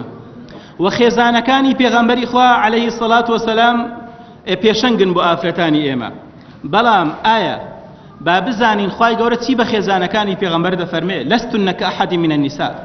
دەفەرمێ ئێوە وەکو ئافرەتی ئاساینین بۆیە دەبێت شێوازی قسەکردنتان ئاوا بێ شێوازی ڕۆیشتنتان ئاوا بێ یعنی حتا خوای گەورە باسی چۆنیەتی قسەکردن دەکا کە خێزانەکانی پێغەمبەر چ بوو بە زۆری بە خێرهاتنی میوان و ئەوانەش بوو کە دەفەرمێ ولا تخضعن في القول خۆتان ناسک مەکەنەوە لە کاتی بە خێرهاتنی میوان و شتیوە وەنێن دەگا ئافرەت هەیە کە تەلەفۆن دەکا زۆر بەناسچی خۆی وا لێ دەکا بۆی سەرنجی مقابلەکەی ڕاکێشێ خوای گەورە دەفەرمێ ولا تخضعن في القول ئافرەتی مسلمان و خێزانانی پێغەمبەر و ئافرەتانی مسلمان نابێت دەنگی خۆیان ناسکەن بۆیە ئافرەتانی قەدیم کە چۆن بوون دەبێ ئەوە یعنی دەنگی خۆ چۆنە ئەوە دەنگە تەسەنوعی تێدا مەکە فەنی تێدا مەکە ئافرەتانی قەدیم کە بە خێراتنی میوانیان دەکرد شتێکیان بەزاری خۆیانەوە دەنا بۆی دەنجیان گڕ و ناخۆش بێ مەبەست ئەوە نییە کە یعنی ئافرەت دەنگی وایە بەڵام جۆرێک چۆن دەڵێ وانەکە سەرنجی مقابلەکەی پێڕاکێشێ وەزار دەفەرمێ کاتێک کە دەڕۆن با دەنجی خرخاڵەکانی پێتان نێ مەبەست لێرەدا چییە مەبەست لێرەدا ئەوەیە ئێمەی مسلمان چۆن بتوانین کە لە پێشەنگایەتی پێغەمبەر صلی الله علیه و سلم و ماڵی پێغەمبەری خوا علیه الصلاة والسلام فێرەشت بین دەبێ ئێمە لە پێغەمبەر فێربین لەنا چیمان هەیە ئێمە چ دەزانین بۆیە زۆر جار هەیە خەڵکی مەسەلەن ئافرەتی محەجەبە کە چەفەیەکی توندی بەس یان گەنجێکە ڕیشێکی هێشتەوە معنای ئەوە نییە و ئیسلامەتیەکەمان زۆر تەواوە و کۆتایی پێهات نەخێر ئیسلام ئەوە ڕوویەکی ئیسلامەتیە کە ئەوە شکڵە ئیسلامیەکەیە بەڵام ئەوەی گرنگە عەمەلە مسلمانەکەیە بۆیە پێغەمبەری خوا فەرموویەتی صلی الله عليه وسلم إذا جاء من ترضون دينه وخلقه فزوجوه ئەگەر کەسێک هات دینی جوان بوو و ئەخلاقیشی جوان بوو کچەکانی خۆتانی بدەنێ یان خوشکەکانی خۆتانی بدەنێ باشە کەسێ دینی هەبوو ئەخلاقیشی نییە نەخێر مەرج نییە کەسێ دینی هەبوو ئەخلاقیشی جوان بێ زۆر کەسەیە لە نوێژان زۆر باشە لە ڕۆژوگرتنێ زۆر باشە دەستە حەج و عەمرەش بە زۆر ڕەزیل و دەستقوچاوە خێزانەکەی دادەدادێتی لە دەستی زۆر کەس هەیە دڵی پیسە زۆر کەس هەیە عەسەبی و تەبیعاتی زۆر ناخۆشە لە ماڵێ لە مزگەوتێ لەگە خەڵکی زۆر بە جوانی تۆقا سەلامکردن ئەحواڵ پرسین خەڵک دەڵێەوە فریشتەیە بەس لە ماڵێ زۆر خراپە کە مع العلم پێوەری ڕاستەقینەی پیاوان بە ماڵێ دەردەکەوێت نەک بە مزگەوتێ چونکە پێغەمبەر چی فەرمووە صلی الله عليه وسلم دەفەرمێ خەیڕکم خەیڕکم لأهلی و ئەنا خەیڕکم لأهلی باشترین کەسە و کەسەی لەگە ماڵ و منداڵی باش بێت نەک لە دەرێ زۆر خۆت باش پیشاندەی بەس لە ماڵی خراپ بی باشترین کەسە و کەسێکە لەگەڵ ماڵ و منداڵی باش بێ بۆیە پێویستە بەڕاستی ئێمە بە تایبەت پیاوان زیاتر لەگەڵ ئافرەتان بەڕەحم و بەزەیی و لەسەرخۆ و میهرەبان بن پێغەمبەری خوا صلی الله عليه وسلم مصطلحێکی بۆ ئافرەتان بەکار هێناوە کە هەرچیکی بەشەرەوە پێشی ئەو وشەی بەکار نهێناوە کە پێم وایە هەموو جوانیەک دەدا بە ئافرەت و هەموو ڕێزێک دەدا بە ئافرەت ئەویش پێغەمبەر فەرموویەتی رفقا بالقوارير زۆر لەسەرخۆ بن هادی بن نەرم بن لەگەڵ ئەو شوشە تەنکانەدا قواریر بە چ دەگوترێت بە شوشەیەکی تەنک دەگوترێت کەسێک کە لامپایەکەی خاوێن دەکاتەوە لە ماڵێ ئەگەر بەتوندی بیوە خاوێنی کاتەوە دەیشکێنێ بۆیە پێغەمبەر ئەوانی تەشبیه کردووە بەچی بە شوشە و دەفەرمێ کاتێکە بتانەوێ هەڵەیەکیان بۆ ڕاستکەنەوە زۆر لەسەر خۆ بن لەگەڵیان يعني استوصوا بنسائكم خيرا دائم نصيحتي كقصي باش في بلد شكا افرد لقل ريزم بأخو شكاني كليرن زور بيان عاطفيان لبيشيها مشتكانوي يعني عاطفي خواوي دروس كردو افرد عاطفي زور لبيشا يعني زو تربوية دبي للري عاطفة شو بو يبسي بوشيوية مثلا نصيحتي كي بدس خوشي وبقصي خوش وبوانا ئەمە ناینە سەر ئەو مافانەی کە پێویستە ئافرەتیش بەو شێوەیە بن لەگەڵ پیاوان چووکەوە بابەتێکە چۆن دەڵێ زۆر پێویستی بە قسەکردنی زۆرە لەسەریە دەینە سەر ئەو عواملانە ئەو فاکتەرانە ئەو هۆکارانە کە چۆن بتوانین بازنەی خۆشەویستی ماڵەکان بپارێزین چووکە خۆشەویستی زۆر مهمە ئینسان خێزانی خۆی خۆش بێ زۆر جار هەیە لەوانەیە گەنجەکان مامۆ بزانە ئەگەی کە خێزانەکەی زۆر جوان بوو ئەبەوەی خۆشی دەوێت نەخێر یان ئەوەی کە دەبینی مثلا پیاوە ئافرەتێ پێی وابوو ئەگە پیاوەکەی فڵان کەس بێ و ئەوا بێ و بۆ نوعی بێ ئەو شخصیەت و کەسایەتی بێ ئەو جار خۆشەویستە نەخێر پەیوەندی بەوە نییە یعنی نەجوانی نەتەمەن نە ئەوانە نابنە هۆکار بۆی کە خۆشەویستی دروست بێ هەمووی بریتێ لە تەسەڕف و تەعاملکردن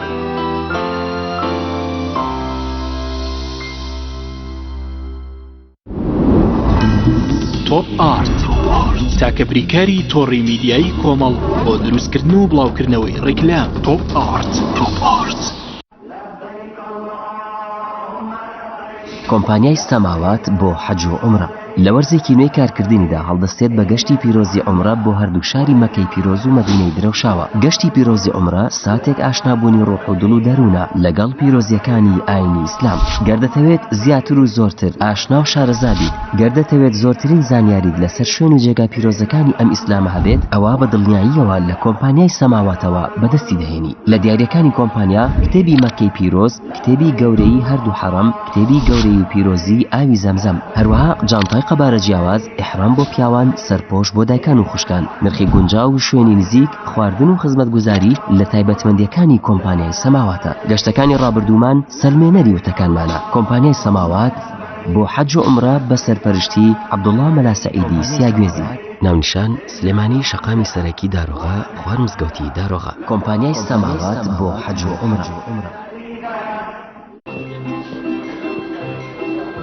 ئەڵێن ڕۆژێک لە ڕۆژان پاشایەک هەبووە ئەم برنجەی وەخوانێک پێشکەشی پاشایەکی تر کردووە لەو ڕۆژەوە ناونرا برنجی مەحموود دوای چاوەڕوانێکی زۆری پاشا لێکدراوەکە لە قەڵای پاشا نزیک بوو هەمویان چاوەڕوانی ڕازاندنەوەی برنجەکە بوو بۆ نوبەرامەی برنجەکە بەناو کۆشکەکەیە بڵاو بووە پاشای دڵخۆش کرد و سەرجەم وەزیرەکان بە بۆ نوبەرامەکە سەرسام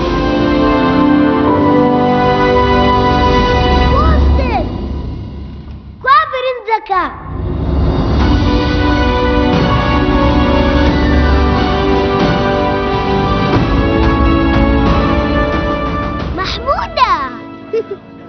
برنجی محمود خوانی شاهانە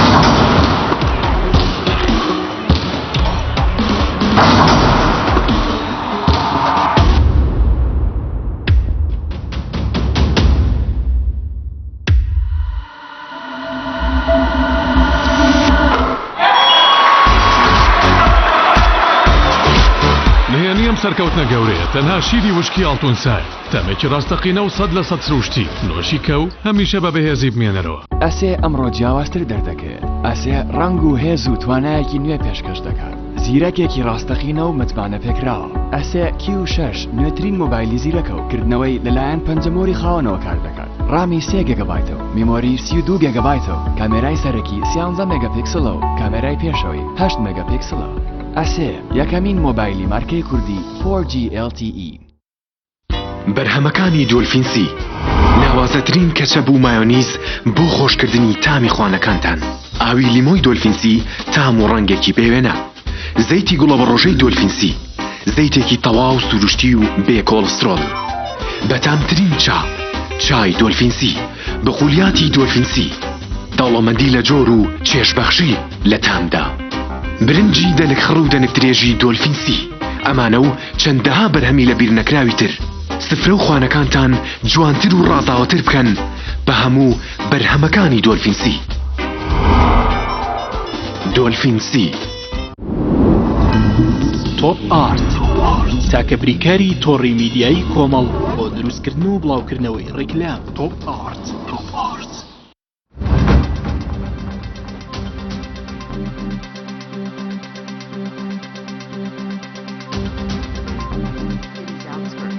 Pounding Islamic State targets, both near Fallujah and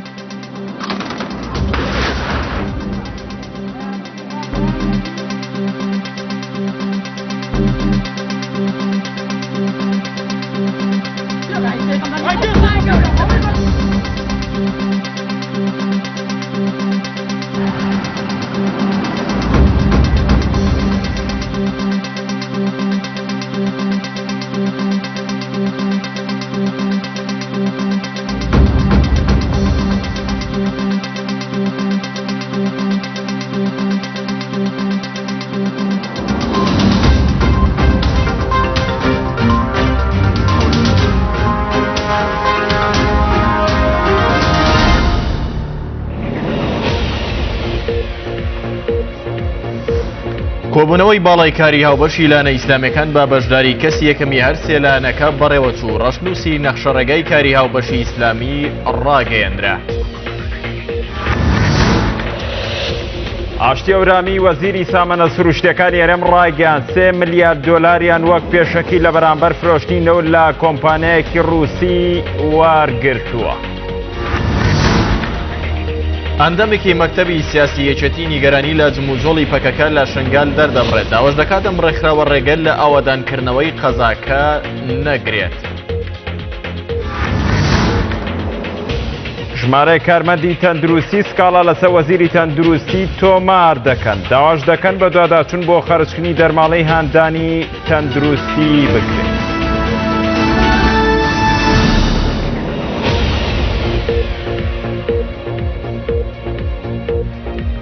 بەناوی خۆی بەخشندەی میهرەبان سڵاوتان لێبێت بینەرازی و خۆشەویستەکان لەگەڵ هاوکارم سالار ئیبراهیم ئەم گەشتەی هەواڵەکانتان پێشکەش دەکەین. دەست خۆش کارزە. سڵاوتان لەبێ بەڕێزان. کۆبوونەوەی ئاسایی دەستەی باڵای کاری هاوبەشی لایەنە ئیسلامیەکان بە بەشداری کەسی یەکەمی هەرسێ حیزبەکە لە شاری ئەولێر بەڕێوە چوو. تێیدا ڕەشنووسێک وەک نەخشەڕێگەی پرۆژەی کاری هاوبەشی ئیسلامیەکان ئامادەکرا و بڕیارە لە مانگی داهاتوودا کۆبوونەوەیەکی تر لە ژێر ناوی دیداری لایەن و کەسایەتە ئیسلامیەکان ئەنجام بدرێت.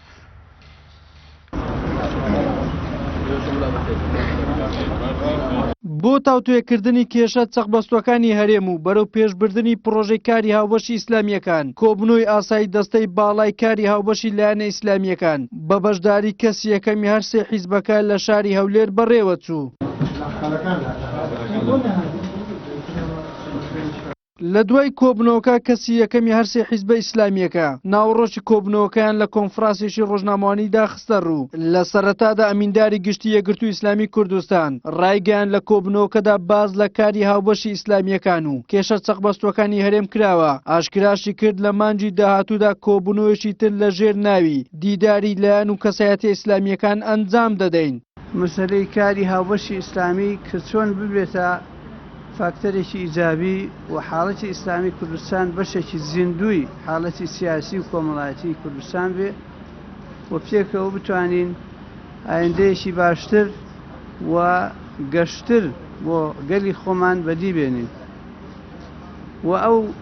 گەندەڵی و ناتەواویانەی کە ساحەی ئێمەی تەنیوە بەداخەوە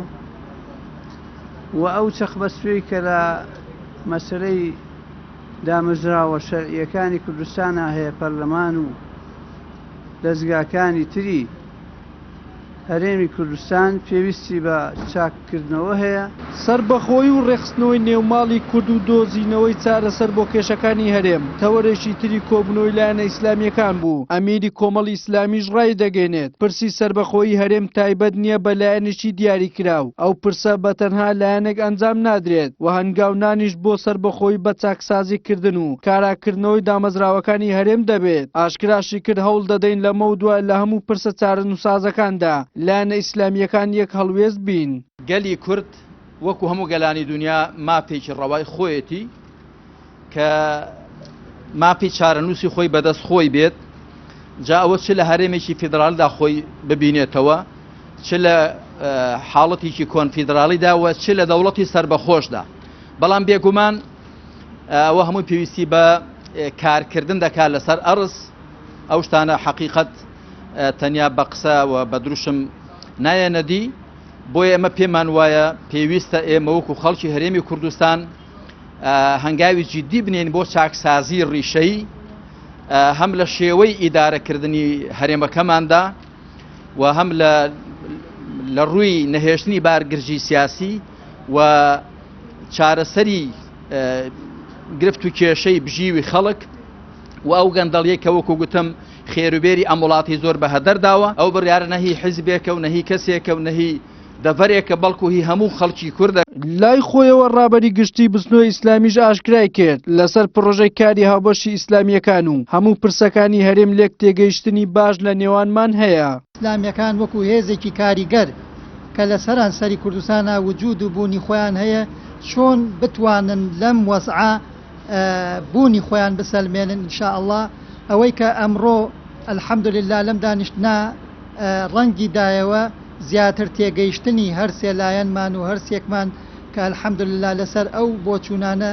لە جاران زۆر تێگەیشتنی باشترمان هەیە لەگەڵ یەک بۆ ئەو کێشانەی کە هەیە لە کوردستان و بۆ وەزعی سیاسی هەرێم لە کۆبنەوەکەدا ڕەشنووسێک وەکو نەخشە ڕێگایەک بۆ پرۆژەی کاری هاوبەشی ئیسلامیەکان ئامادەکرا تاوەکو یەکگرتنی لایەنە ئیسلامیەکان هاوکات ئەمە سێمین کۆبنەوەی دەستەی باڵای کاری هاوبەش لە نێوان لایەنە ئیسلامیەکان بوو جگە لە زنجیرەیەک کۆبنەوەی دووقۆڵی و سێقۆڵی نێوانیان کە لە پێشووتر ئەنجامیاندا بوو بڕیاری ژوایە کۆبنەوەی تریژ ئەنجام بدەن بۆ بەرەو پێشبردننی پرۆژەکەیان گوەلی سەلیم کەناڵی ئاسمانی پێیان هەولێر باپی وتە یاشتی هەورامی وەزیری سامانە سروشتیەکان حکوومەتی هەرێم پێشەکی 3 میلیارد دلار لە کۆمپانیای ڕووسنەفتی ڕووسی وەردەگرێت ئەمەش لە گرێبەستەکەیان چەسپاوە ئاشتی هەورامی دیدارێکی لەگەڵ ئاژانسی هەواڵی ڕۆیتەرز ئەنجامداوە و ڕایگەان چەند هەفتەیەک بەر لە ئێستا ڕێکەوتنیان لەگەڵ کۆمپانیای ڕووسنەفتی ڕووسی گرێداوە بەپێی ڕێکەوتنەکەش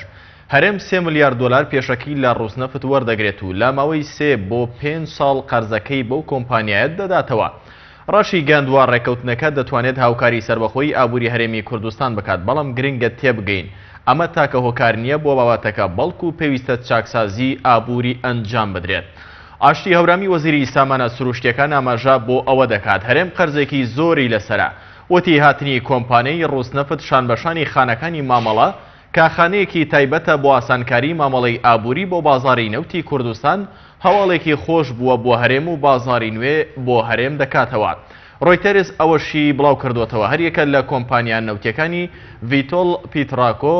گلینگۆر تراڤیگوارای کڕیارەکانی نەوتی هەرێمی کوردستانن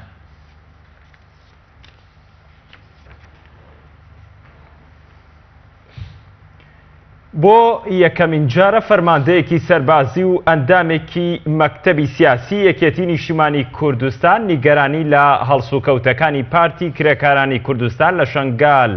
دەردەبڕێت و داواش دەکات پاکەکە ڕێگەل لە ئاوەدانکردنەوەی شەنگال و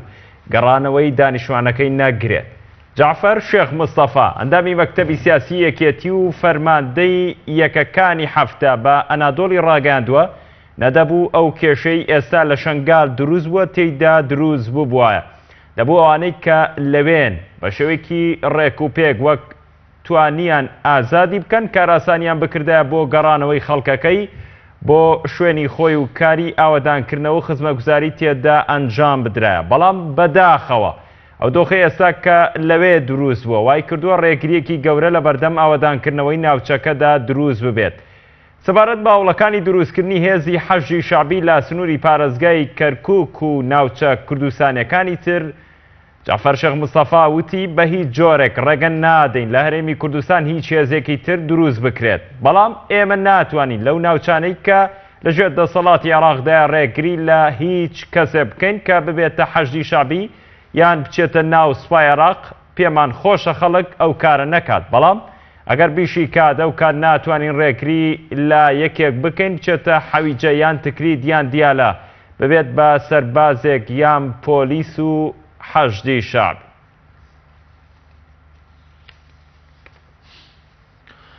ژمارەیەک کارمەندی تەندروستی ناڕازی لە دادگای بەرای سلێمانی سکاڵای یاسایی لەسەر وەزیری تەندروستی هەرێم تۆمار دەکەن. ئەو کارمەندانەی تەندروستی کە سکاڵیان تۆمار کردووە دەڵێن سەرڕای هەبوونی یاسا و ڕێنمایی تایبەت لەسەر خەرجکردنی دەرماڵەی هەندان، بەڵام تاوەکو ئێستا دابەش نەکراوە. وەزارەتی تەندروستی کار بە یاسا و ڕێنماییەکان ناکات، ڕوونیشی دەکەنەوە داوان لە چاودێری دارایی کردووە بەدوادەچوون بۆ چۆنیەتی سەرفکردنی دەرماڵەی هاندانی کارمەندانی تەندروستی بکەن. ئەمڕۆ 28 دوو بەنێرایەتی ئەو کارمەندانی تەندروستی کە ناڕازین سکاڵایەکمان بەرز کردەوە بۆ بەڕێز داواکاری گشتی کە وەزارەتی تەندروستی بە پێ ڕێنماییەکان دەرماڵی هاندانی دابەش نەکردووە و ئێمە ڕێنمایی تایبەتمان هەیە لە وەزارەتی تەندروستی کە ئەتوانرێت سوودی لێوەربگیرێ بۆ دابشکردنی دەرماڵەکان، بەڵام کاری پێ نەکراوە. لە 8 مانگیشە بەڕێز مدیرعامی سلێمانی سەحی سلێمانی ئاگادار کردەوە کە یاسای تایبەتمان هەیە ئەتوانێت ئەو دەرماڵانەی پێ دابش بکرێ، بەڵام هەتا ئەم دقەیە جوابێکی فەرمی و ڕسمی لە من نەگێڕایەوە کە کار بۆ یاسایانە بکە و ئێمە هەستەکەین جیاوازیەکی زۆر هەیە بۆیە لە ڕێی داواکاری گشتیەوە داوامان کردو لە چاودێری دارایی بە دوواداچوون بکە بۆ ئەم دەرماڵی هاندانە لە سەرەتای هاتنی بە ئەنجومەنی وەزیران کە بیدایەتی 2016 کە هەتا ئێستا چۆن سەرفکراوە بڕەکەی چەنە، ئەو کەسانی ئایا وەریان گردووە شایستن کارمەندی تەندروستین یان خەڵکانی شوێنی ترن. سکاڵامان لەسەر جەنابی وەزیری تەندروستی وەکو کەسی یەکەم لە وەزارەتی تەندروستی و بە تۆمار کردووە. بەڵێ ئێمە کاری نایاساییە بینین، بۆیە هەموو نایاساییەک لە وەزارەتی لە هەر وەزارەتێکا بێ بە غەدری ئەزانی. بەڵێ بە پێ ڕێنمایی دابەش نەکراوە، مەسەلە شوێنی کارکردن بڕوانامە ئەوانە ڕەچاو نەکراوە. حکوومەتی هەرێمی کوردستان پرۆژەی ئەنجومەنی پارێزگاکانی ڕەت کردەوە. گوێگری سەرۆکی ئەنجومەنی پارێزگای سلێمانیش دەڵێت حکوومەت ناگەڕێتەوە بۆ ئەنجومەنی پارێزگاکان و کار بە سیستمی لامەرکەزی ناکات. هاوکات ڕەتکردنەوەی پرۆژەکە ناڕزایەتی توندی ئەندامانی ئەنجومەنی پارێزگاکانی لێکەوتوێتەوە و ئەندامێکی ئەنجومەنی پارێزگای سلێمانیش دەڵێت نازانن حکوومەت بە چ پاساوێک پرۆژەکەیانی ڕەت کردوێتەوە. حکوومەتی هەرێمی کوردستان پرۆژەی ئەنجومەنی پارێزگاکانی ڕەت کردەوە کە تێیدا داوا کرابوو پێداچوونەوە بە سیستەمی پاشەکەوتدا بکرێت بە شێوەیەک لەگەڵ بارودۆخی ئێستای هاوڵاتیاندا بگونجێت. لە بڕگەیەکی پرۆژەکەشدا هاتووە ئەو هاوڵاتیانەی کە قەرزاری حکوومەتن قەرزەکەیان لەسەر پارەی پاشەکەوتەکەیان دابشکێنرێت. هاوکات ڕەتکردنەوەی پرۆژەکە ناڕەزایی توندی ئەندامانی ئەنجومەنی پارێزگاکانی لێکەوتەوە. ئەندامێکی ئەنجومەنی پارێزگای سلێمانیش دەڵێت نازانن حکوومەت بە چ پاساوێک پرۆژەکەیانی ڕەت کردوێتەوە. بەڕاستی حکوومەت هیچ بۆی گرنگ نییە خەڵک لە چ زڕۆفێکایە لە چ بارێکدا دیارە ئێمە خەمخۆری ئەنجومەنەکان کە ئێمە نوێنەری خەڵکین هەستاین بەمە بۆی کە لانی کەم برینێکی لە برینەکانی ئێستای زروفی خەڵکە چارەی بکەین، بەڵام بەداخەوە حکوومەت ئەوەی بۆ گرنگ نەبوو و دوای ئەوەش کە گرنگترە ئەوەیە باوەڕ نەبوونی حکوومەت و حکوومەتی دوو حیزبیش کە یەکێتی پارتیە بەلا مەرکەزیەت، چونکە ئەمە بێ ئەهمیەتکردنی ئەنجومەنیشە لە هەمان کاتدا. ئەمە یەکەم پرۆژە و بڕیاری ئەنجومەنی پارێزگاکان نییە کە حکوومەت ڕەتی کردبێتەوە. وەک ئەندامانی ئەنجومەنی پارێزگای سلێمانیش دەڵێن دەیان پرۆژە و بڕیاریان بۆ باشکردنی گوزەرانی هاوڵاتیان ئاراستەی ئەنجومەنی وەزیرانی هەرێم کردووە و سەرجەمیان بۆ ماوەیەکی درێژ لە وەزارەتەکاندا ماونەتەوە یاخود ڕەت کراونەتەوە. هاوکات جێگری سەرۆکی ئەنجومەنی پارێزگای سلێمانیش دەڵێت حکوومەت ناگەڕێتەوە بۆ ئەنجومەنەکان و کاربە لامەرکەزیەتی ئیداری ناکات. ئەوەی کە ڕاستیە و دەیزانین ئەنجومەنی وەزیران خەمساردە لە ئاستی بەدەمەوەچوونی پرۆژە و پێشنیاری ئەنجومەنی پارێزگاکان و لە خەمی هاوڵاتیان ناپرسێتەوە. ئێمە پرۆژە و پێشنیارمان بۆ سەرجەم وەزارەتەکان ناردووە پرۆژەیەک بۆ چارەسەرکردنی سیستەمی پاشەکەوتی موچە، پرۆژەیەک بۆ کەرتی وەبەرهێنان بۆ وەزارەتی پلاندانان، پرۆژەیەک بۆ وەزارەتی تەندروستی بۆ چاکرد ئیسلاح و چاکسازی لە کەرتی تەندروستیە، بۆ سەرجەم وەزارەتەکان پرۆژەی پێویستمان ناردووە، بەڵام لەسەر باستی باڵا لە ئەنجومەنی وەزیران و لە وەزارەتەکان کەم تەرخەمیەکەیە. لە دوای 2 ساڵ لە بەردەوامی قەیرانی دارایی و بەرزبوونەوەی نرخی نەوت لە بازاڕەکانی جیهاندا، حکوومەت هیچ هەنگاوێکی بە ئاڕاستەی پێداچوونەوە بە سیستەمی پاشەکەوت و باشکردنی گوزەرانی هاوڵاتیاندا نەناوە، هاوکات سەرجەم ئەو پرۆژە و پێشنیاز و داواکاریانەشی ڕەت کردوێتەوە کە داوای باشکردنی بژێوی هاوڵاتیانیان کردووە. ئێستا کێشە کەوتوتە نێوان ئەنجومەنی پارێزگای سلێمانی و حکوومەتی هەرێمی کوردستانەوە. ئەندامانی ئەنجومەنی پارێزگای سلێمانی باسدەوە دەکەن بە درێژایی کارکردنی ئەم خولەیان ئەو پرۆژە و بڕیارانەی کە دەریان کردووە حکوومەت کاری پێ نەکردووە و یاخود ڕەتی کردوێتەوە. تازەترین نمونەشیان پرۆژەی ئەنجومەنی پارێزگاکانی هەرێمی کوردستانە. ئیحسان سابر، کەناڵی ئاسمانی پەیام، سلێمانی. ڕەتکردنەوەی پرۆژەکەی ئەنجومەنی پارێزگاکان بۆ گلدانەوەی قەرزەکانی حکوومەت لەسەر پاشەکەوتی موچە ئومێدی فەرمانبەرانی لاواز کردووە. لە کاتێکدا بەگوێرەی زانیاریەکان بەپێی فەرمانێکی حکومی ئەژماری پاشەکەوتی موچەی فەرمانبەران بە قەیدێکی ژمێرەیی 0 کراوەتەوە.